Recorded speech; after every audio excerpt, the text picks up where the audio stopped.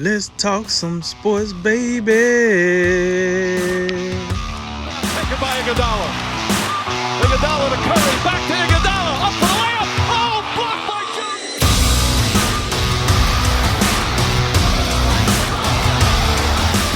And remember, make tomorrow better than today, and make today better than yesterday.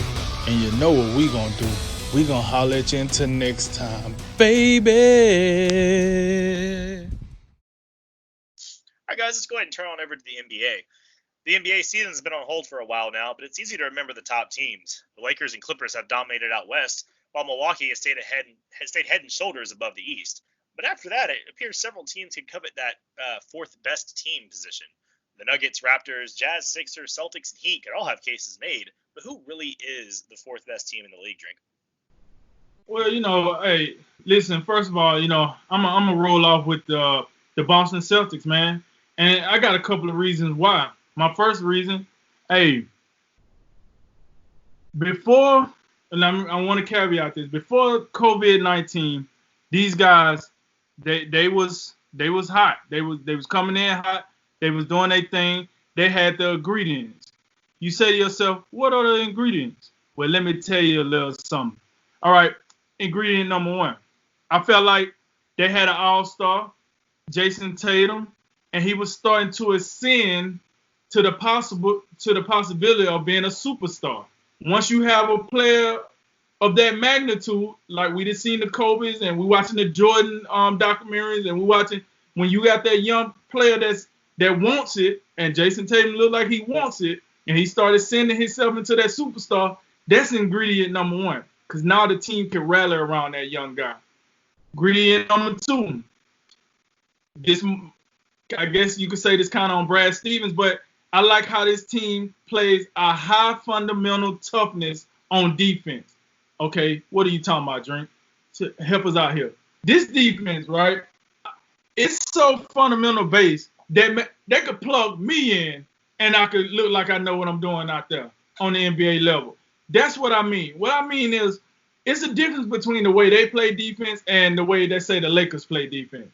The Lakers play good defense, but you take Anthony Davis out the mix, that defense started just flopping all around. Somebody come and get this fish and put them in the cooler, because it's flopping all around. Like, what are we doing here? Well, with the Celtics, I can take the likes of Jason Tatum or Gordon Hayward or even Kemba Walker, take them out of the team, plug them in with that bench player.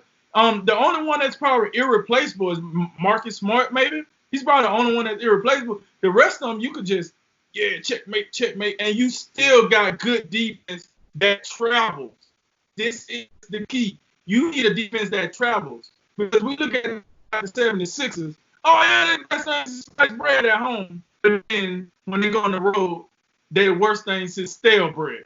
And that ain't it. We need a little more consistency. So I like that whole fundamental defense piece that they got that can travel. And then my third piece is the head coach. Here's the deal. This head coach has gotten everyone that's on this team to buy in.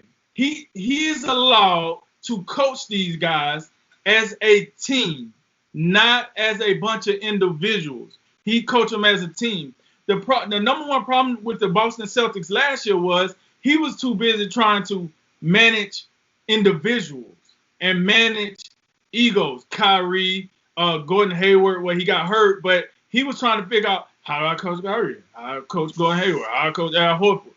Now he got these young guys that's kind of connected at the hip. You don't really distinguish one guy from the other one. The only one you really distinguish is Jason Tatum, because he ascending. Even though Kemba Walker is an all-star, his personality don't allow him to, distract the team. He still play within the system.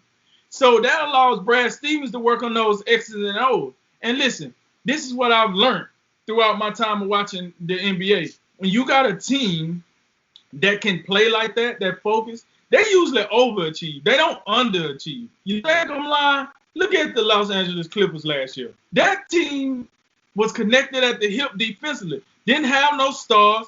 Didn't have no business being in that series with Golden State. However, they go and they push Golden State. you got Kevin Durant out here talking about, hey man, because I'm Kevin Durant. I ain't got to explain this. Well, actually you do, because we wonder what the hell is going on, KD. When Patrick Beverly is out here looking like Gary Payton, he out here looking like he putting the clamps on you, and we want to know what's going on. So yes, you do got to explain it to us. But that was a byproduct of that team buying into each other, that team playing connected at the hip. And that's what I see out of the Boston Celtics, man. I see those tangibles, and that would allow them to beat majority of the teams in the Eastern Conference and get to the Eastern Conference Finals. Now, I don't know if it's enough to beat Milwaukee quite yet, because you don't really got a Giannis stopper. However, if I had to place a bet right now for a team to beat Milwaukee, I think I will go with the Boston Celtics over the Miami Heat, because I think the Miami Heat is a team that has a chance to beat them. But I go with Boston just because I think they're built more for the long term. They built for a 7-game series in the Eastern Conference Finals. So, yeah, man, the Boston Celtics is my team, man. That's my fourth best team. Yeah, this is an interesting discussion because we've talked about pretty much all year the top 3 teams that separated themselves with the Lakers, Clippers, and Bucks. And we, by the way, we expected the Philadelphia 76ers to be there as well. Didn't quite pan out, but that's a story for another day.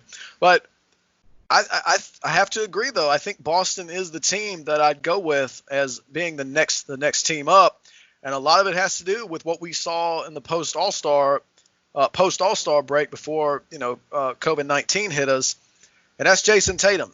The maturity and development and that next step he has taken towards superstardom. We saw it. We saw him against the Lakers on that Sunday, one of those showcase games, just going toe-to-toe with one of the best teams in the West. And, that's something we've seen consistently. Made his first All-Star team. And, again, I'll go back to one of the things I always bring up with this team. They got 4 B to B-plus players.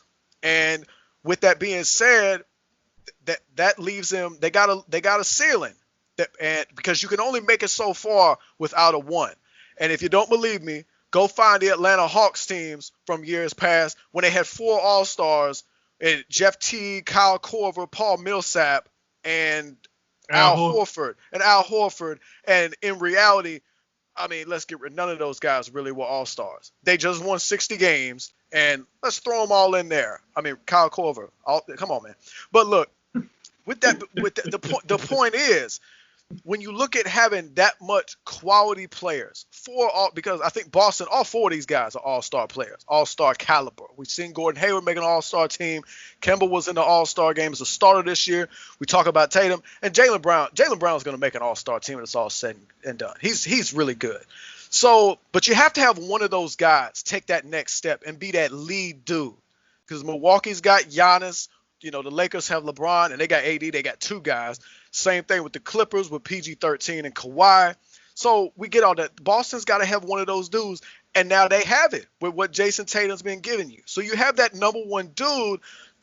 And to your point about Milwaukee, we don't know about Jason Tatum going toe-to-toe with Giannis as that number 1 dude. And we know when your point is excellent about Boston. They don't have a Giannis stopper.